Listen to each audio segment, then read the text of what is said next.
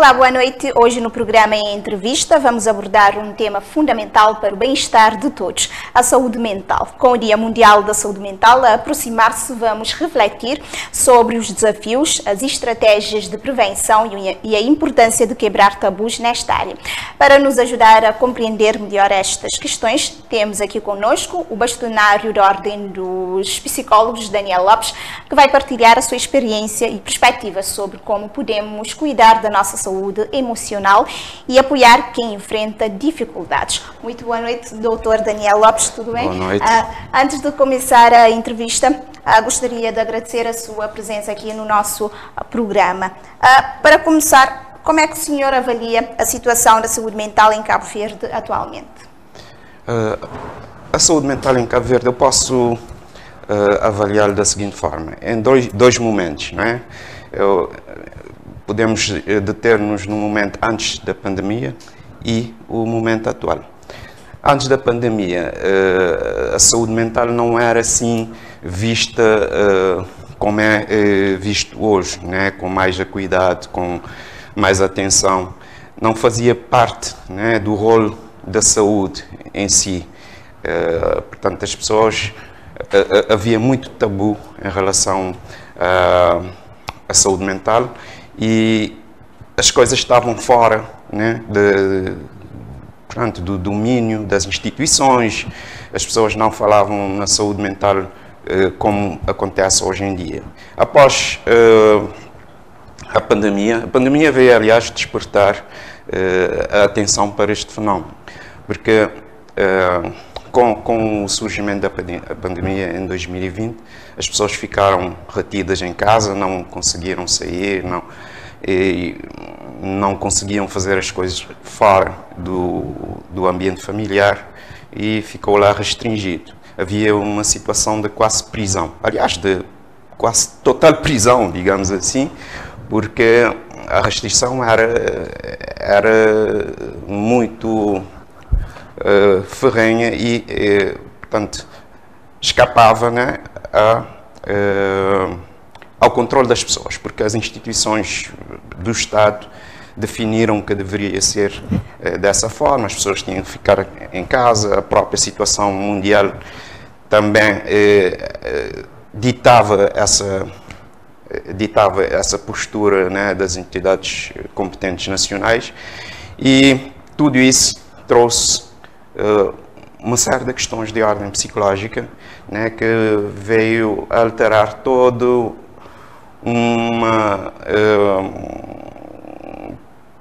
a percepção do que é o fenómeno da psicologia, da saúde mental em Cabo Verde. Em Cabo Verde e no mundo. Portanto, hoje em dia, para além da situação da Covid-19, que veio fazer essa alteração completa do status quo da saúde mental no mundo, surgem logo a seguir outras questões relacionadas, por exemplo, com as guerras, né?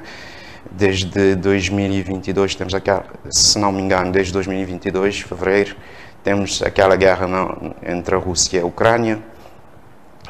Há outras guerras que surgiram bem recentemente, como em Israel e em Gaza, e atualmente o povo ressente muito dessas situações. Há uma espécie de alteração coletiva, né, no mundo.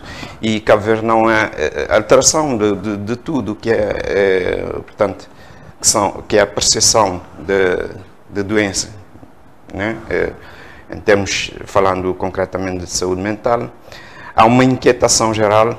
As pessoas estão apreensivas e estão expectantes em relação ao que pode acontecer de um momento para o outro, porque estamos numa espécie de guerra fria atualmente, que faz lembrar, tanto após a Segunda Guerra Mundial. Então, toda essa situação cria uma instabilidade emocional nas pessoas. Essa instabilidade veio fazer com que surgissem, a partir de 2022, mais coisa, menos coisa, instituições que correm atrás para dar uma resposta às pessoas que esperem qualquer coisa atenção, né, nesse domínio tanto da ciência psicológica como no domínio da saúde mental no geral, né? Porque a saúde mental deve ser vista não só do ponto de vista da psicologia, mas também de outras ciências, porque é um fenómeno que requer uma atenção multidisciplinar. Portanto, nesse momento a situação, portanto, é esta, há toda uma alteração sensorial até e psicológica em relação ao que é a conjuntura internacional e a expectativa do que se pode vir a ter a breve trecho. Isso cria essa instabilidade. E hoje em dia também há outras questões também relacionadas com as alterações climáticas. Foi o que ditou, por exemplo, a situação catastrófica em São Vicente, que também alterou todo o sistema lá emocional naquela ilha e em Cabo Verde em geral. Alterou também o modo de ver as coisas. As instituições começaram a ver as coisas mais de um ponto de vista de prevenção, porque agora quer-se prevenir para eventuais catástrofes ou situações de crise e emergências que poderão ocorrer em Cabo Verde. Doutor Daniel, pegando na parte da pós-pandemia, eu gostaria que o senhor mencionasse quais são as consequências que a pandemia trouxe a nível da saúde mental. Sim, uma das grandes consequências, portanto, falando de saúde mental em concreto, temos essa alteração, né, psicológica, de percepção das coisas, de intuição do que poderá acontecer. Essa é uma das grandes consequências e isso traz com ele problemas de ordem psicológica, como por exemplo, há mais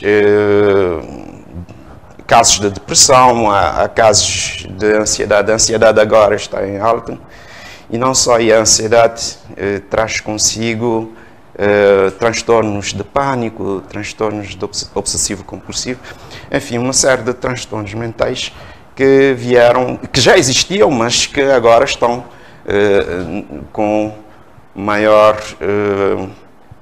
estão a acontecer com maior, há uma dinâmica mais à volta disso. Sim, essas são as principais alterações que ocorreram após a pandemia e que muitas instituições começaram a dar voz, a sair da sua caixa e a vir ao público, a ir às comunidades, a prestar serviços. Há pessoas que nem sequer são habilitadas para o exercício de cuidados psicológicos e não só, e que estão lá, resolveram dar a cara e resolveram assumir essas ciências, porque na altura, portanto, não havia instituições e pessoas que quisessem dar a cara e fazer valer o que aprenderam na universidade e, portanto, no decurso dessa pandemia que foi terrível. E com alguns desafios, né, apontados aqui, eu gostaria de saber quais são os principais desafios, dificuldades que a população enfrenta no acesso a cuidados de saúde mental. Sim, temos desafios enormes. Por exemplo, há falta de psicólogos nos centros de saúde, nos hospitais, a falta de outros técnicos também ligados à saúde mental. Isso é gritante. Portanto, a deficiência nos recursos humanos, né, em dotar essas instituições de recursos humanos, torna-se de tal forma gritante que as pessoas muitas vezes recorrem a esses serviços na expectativa de terem uma atenção, digamos até uma atenção primária relativamente a questões de foro psicológico que acontecem no dia a dia e vão lá na expectativa de encontrar uma atenção imediata e não conseguem. Não conseguem porque não há como fazê-lo por parte das instituições, tendo em conta que não há profissionais disponíveis. Portanto, nós aqui na praia, que é um caso mais concreto, porque estou aqui, eu vejo que o Hospital da Praia, tanto o Dr. Agostinho Neto, tem falta gritante desses quadros, desses técnicos, e muitas vezes tem que recorrer portanto, ao Hospital da Trindade para dar vazão. Aliás, há uma correspondência entre elas de atuação, mas é insuficiente, né? Há, portanto, nos serviços de oncologia, nos serviços de diálise, nos serviços até de emergência, de urgência lá do hospital, nos centros de saúde e diversas outras instituições, portanto, comunidades terapêuticas aqui, temos esse déficit. Mas a saúde mental não pode ser vista também só do ponto de vista da clínica. Temos, portanto, também pode-se falar nas organizações. Nas organizações, hoje em dia, há essa carência de quadros, de pessoal qualificado dentro da área da psicologia organizacional, que poderiam estar lá a dar o seu contributo valioso, porque as organizações também fazem parte da sociedade e se a sociedade sofre, também elas também sofrem. E há cada vez mais uma corrida à acumulação de capital, né? E hoje em dia, portanto, as organizações correm atrás estou a falar mais concretamente das empresas, né? Correm atrás do lucro, porque é necessário sobreviverem também, muitas vezes não veem os meios para atingir os seus fins, que é essa da acumulação cada vez mais de lucro, de capital. E tudo isso faz com que muitas vezes essas organizações adotam métodos que não são propícios, né, e que afetam a pessoa em si lá dentro da organização. Portanto, é daí a grande necessidade de haver uma atenção especial por parte eu nem diria das autoridades, mas neste caso do setor privado, né? E também das organizações do setor público, no sentido de dotarem os seus departamentos de recursos humanos de psicólogos organizacionais para fazerem face a toda essa situação conjuntural internacional. Há bocado o senhor falou sobre algumas instituições que têm buscado resposta para essas problemáticas da saúde mental, mas em prática eu gostaria de saber que estratégias têm sido desenvolvidas para prevenir problemas de saúde mental.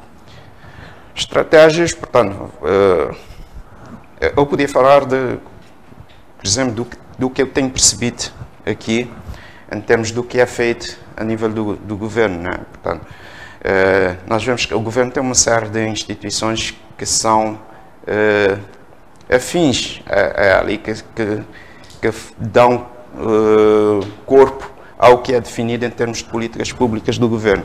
Nós temos o IANSP, portanto, o Ministério da Saúde propriamente dito, e outras instituições. Eles têm feito muita coisa, mas só que as coisas não saem do reduto institucional, digamos assim. Por exemplo, o IANSP tem feito uma série de workshops, de conferências, de seminários e eventos falando de questões importantes da saúde em si, não só da saúde mental. Hoje em dia a saúde mental está mais em voga e tem sido contemplado nessas ações, mas aquilo não sai daquele reduto, lá, não vai para as comunidades. Por exemplo, fala-se hoje em dia muito na literacia em saúde mental. Foram feitas algumas atividades muito boas, em que eu estive presente, por exemplo, e vi que ok, as coisas são feitas lá, com competência, com pessoas altamente capacitadas para fazer para ministrar aquelas formações e seminários, etc., mas fica lá, fica entre as pessoas que estiveram naquele evento e não vejo uma repercussão social daquilo. E é bom que as coisas saem de lá, desse reduto que eu acabei de dizer, e que vão para as sociedades, para as comunidades, né? Mas quem deve levar essas coisas são as pessoas que tiveram aquela experiência de formação, que colheram aqueles inputs técnicos e científicos para levarem as pessoas esses conhecimentos e fazer com que haja mudanças de comportamento na sociedade.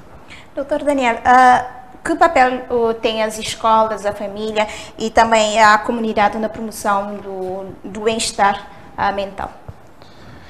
A família é extremamente importante. Tudo começa pela família, né? Começa pela família.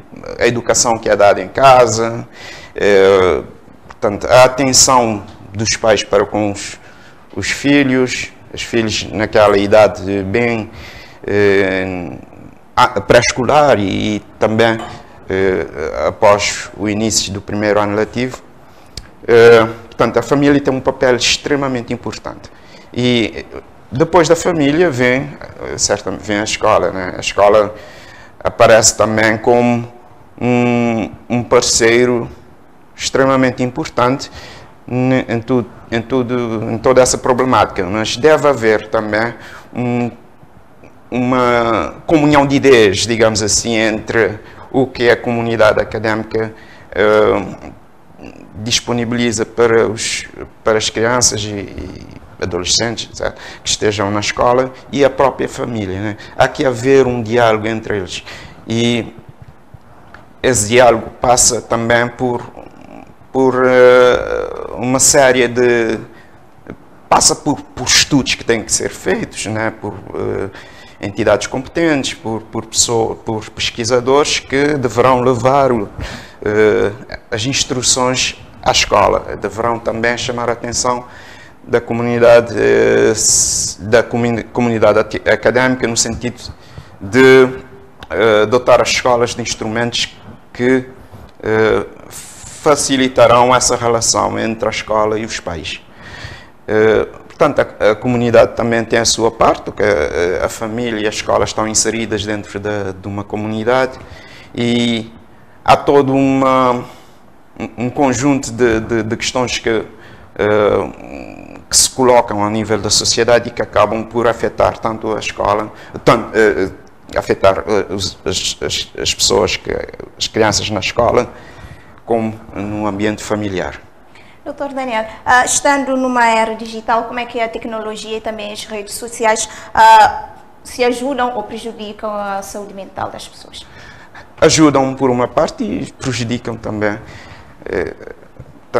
Porque as redes sociais hoje em dia são importantes, né? Fazem parte da nossa era. Fazem parte da nossa era. Temos que também acompanhar a sua evolução. A componente digital é extremamente importante hoje em dia.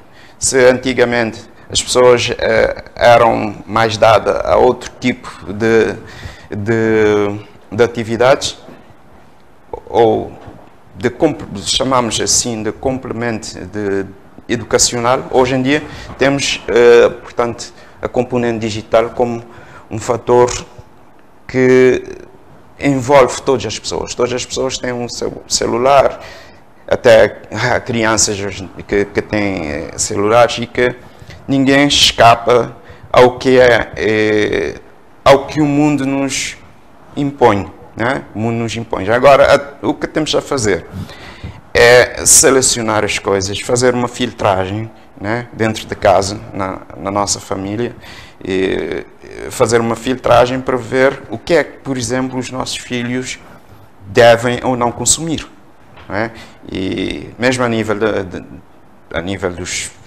das redes sociais, do que vem no YouTube e tanto em todo o sistema de redes sociais que existe atualmente, mas também do que nos invade a casa através da televisão, através dos programas internacionais que entram pelas nossas casas, sem pedir autorização às vezes, porque ao abrirmos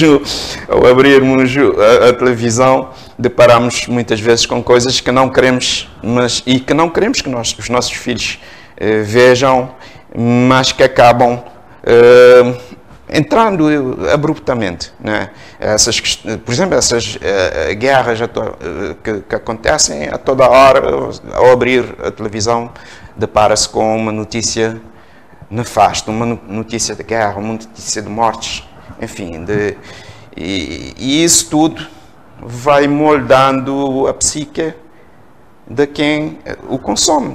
Não falo só dos adultos, como das crianças. Aqui já eu reporto novamente aquela questão da instabilidade emocional que tudo isso cria. Por exemplo, essa questão da guerra. Ainda há dias eu estava a falar com uma filhinha minha de 8 anos de idade. Estávamos na sala, abriu a televisão e veio uma notícia de crianças que tinham sido mortas em ataques, em situações de guerra. Ela me perguntou: pai, e aqui em Cabo Verde vamos ter guerra? Eu tive que lhe dizer que não e tal. Porque nós temos uma sociedade que, felizmente, não somos acometidos por esse tipo de situações nesse momento, e para ela se sossegar um pouco tive que falar com ela e explicar toda essa situação. Mas tudo isso é para ilustrar o que eu acabo de dizer, que as redes sociais são bons por um lado e, por outro lado, são maus. Portanto, quando eu falo das redes sociais, eu falo também do audiovisual no geral, né? Dr. Daniel, ainda existe estigma associado a doenças mentais e como combatê-los também?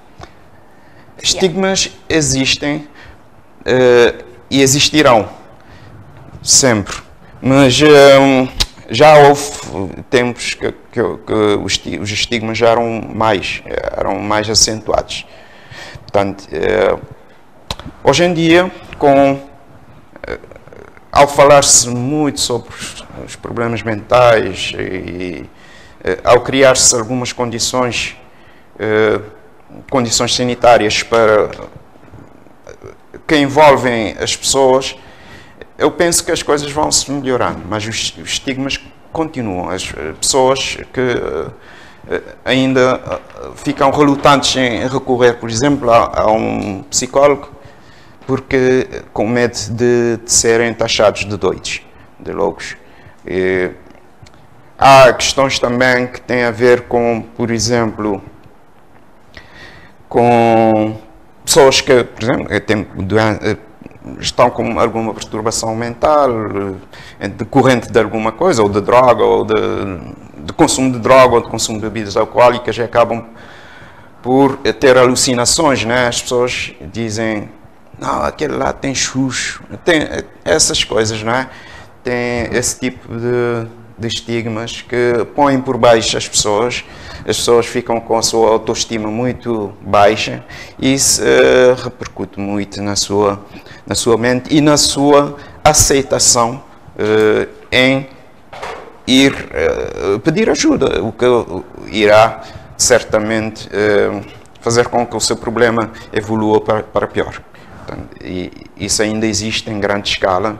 Existe uma série de outros estigmas que precisamos combater, mas esse combate deverá ser feito através da literacia. Hoje em dia fala-se muito em literacia da saúde. Literacia será o quê? A forma de comunicar, de formar, de instruir as pessoas para entenderem melhor o fenómeno, né? Os fenómenos sociais que acontecem. Neste caso concreto, literatura em saúde mental seria dotar as pessoas de conhecimentos do que de como combater esse tipo de estigmas, de como aceitar-se a si próprios face a situações em que as pessoas são estigmatizadas, e também de saberem onde recorrer, como recorrer e por que recorrer a instituições de saúde mental. E também uma outra coisa que deverá ter-se muito em conta é que as pessoas não deverão ir a qualquer pessoa que venha a público dizer que tem competências para curar ou para fazer isso ou aquilo dentro da saúde mental, sem terem atenção à real competência dessas pessoas. Porque muitos, já abordei esse aspecto N vezes, mas eu não me canso de falar sobre isso.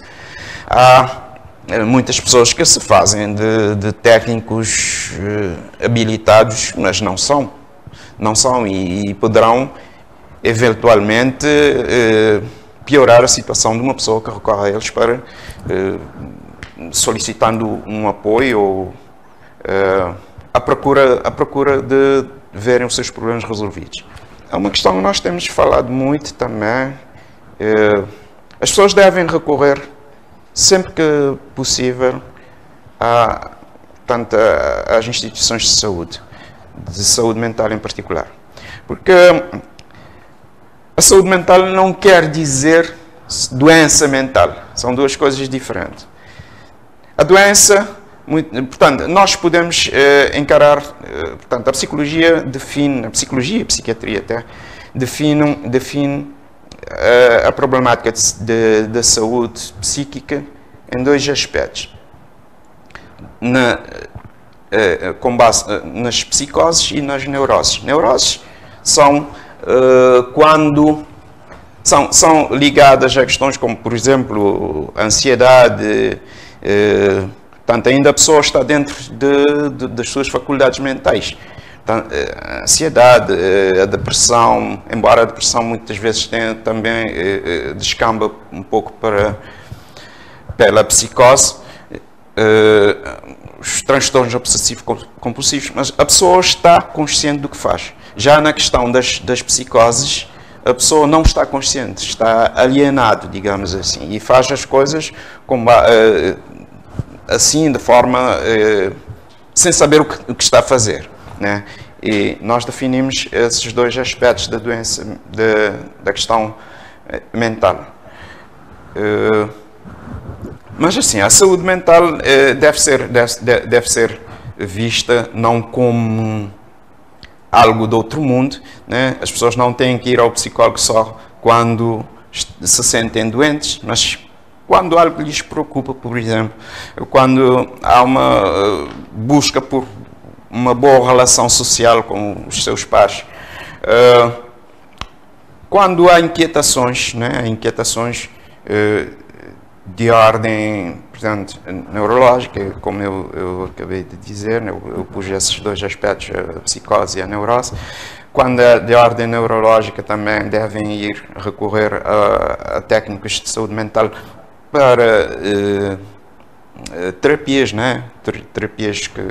Portanto, aqui em Cabo Verde não temos lá muito este hábito de fazer terapias, mas já é bom começar a tê-lo, né? Fazer terapias sem sentir-se doente, mas por ter essa necessidade psíquica e física de retirar de si o que lhe incomoda a nível profundo do seu eu.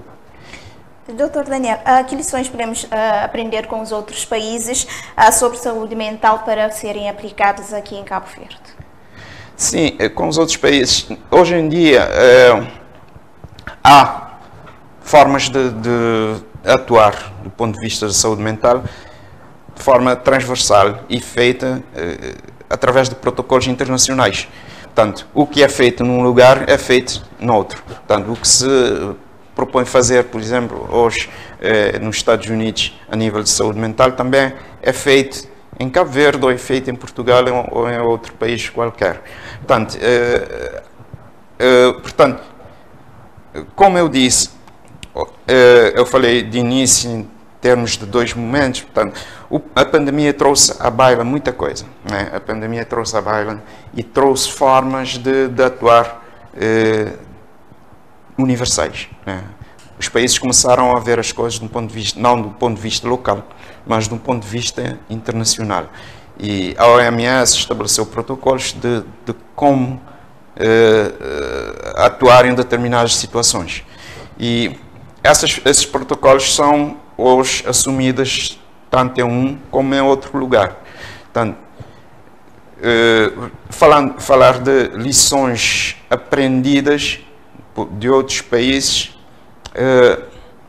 eu diria que há, portanto, uma complementaridade de ações, tanto num país como no outro, e há essa coisa de protocolos que têm que ser respeitados e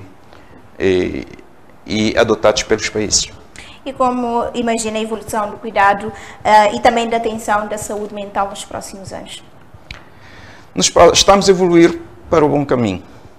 Aqui em Cabo Verde, particularmente, eu vejo que há uma evolução muito grande em relação ao que era no período antes da pandemia. Há uma evolução tanto da aceitação das pessoas em relação à problemática da saúde mental, como das próprias autoridades. Portanto, hoje em dia já os ministérios da saúde, as instituições acopladas ao Ministério da Saúde, também estão a debruçar-se muito sobre esse aspecto. Isso também tem muito a ver com a ação que nós também temos feito. Portanto, nós, enquanto psicólogos, nós, enquanto Ordem dos Psicólogos de Cabo Verde, recentemente criada, temos chamado muita atenção, temos participado em muitos eventos. Nós, inclusive, nós participamos num evento no mês de janeiro, que tratava da Carta Sanitária de Cabo Verde, que já tinha sido feita uma carta em 2009 que vigorou até 2020, até agora em 2025. Naquela carta não se fazia muito menção à problemática da saúde mental, viajava-se por todos os ramos da saúde em Cabo Verde, mas a saúde mental ficava lá num cantinho, era pouco explorada, digamos assim. Hoje em dia nós vemos que a atenção está virada muito para a saúde mental. O ano passado foi definido como ano da saúde mental. Já foi feito, através do Ministério da Saúde, foi feito um plano estratégico de saúde mental. A Ordem dos Psicólogos veio a surgir, entretanto, e também veio a trazer um novo fôlego e uma chamada de atenção para essa problemática, e temos estado a fazer muita coisa no sentido de ajudar com que o país venha a ter melhores dias no futuro próximo, digamos assim, em termos de saúde mental. E que papel tem cada cidadão na construção de uma sociedade mais saudável emocionalmente? Sim, o cidadão é importante. Primeiro, as coisas têm que começar em casa, na família. Eu já tinha falado isso. A família é extremamente importante, é a primeira organização que existe, e nessa primeira organização há que definir as coisas que irão definir o que a sociedade deverá fazer. E tudo começa por lá, depois as escolas têm o seu papel, a comunidade, as organizações também, a justiça, enfim, há uma série de agentes que deverão ter um papel crucial para que haja, no futuro próximo, um equilíbrio geral do ponto de vista da saúde mental. Dr. Daniel, para finalizar, gostaria que o senhor deixasse uma mensagem. Uma mensagem que eu queria deixar era para os psicólogos de Cabo Verde, os colegas psicólogos, que assumissem o seu papel cada vez mais, que viessem a público e falassem das questões relacionadas com a saúde mental, com a psicologia em si, com o exercício da ciência psicológica, e assumissem o papel que têm relevante na sociedade, para que sejam vistas de uma outra forma, sejam vistas como agentes promotores e preventores da saúde, mas que agentes mesmo fortes, né, cruciais nesse domínio. Dr. Daniel, muito obrigada mais uma vez por estar aqui conosco e também partilhar a sua experiência. Chegamos ao fim desta conversa sobre saúde mental, reforçando que cuidar da mente é tão importante quanto cuidar do corpo. Agradecemos mais uma vez ao nosso convidado por nos ajudar a perceber melhor os desafios e caminhos possíveis para uma sociedade mais saudável emocionalmente. Esperamos que esta reflexão inspire cada um de nós a valorizar o bem-estar mental, procurar ajuda quando necessário e apoiar quem precisa. Obrigada a todos e até a próxima edição do Em Entrevista.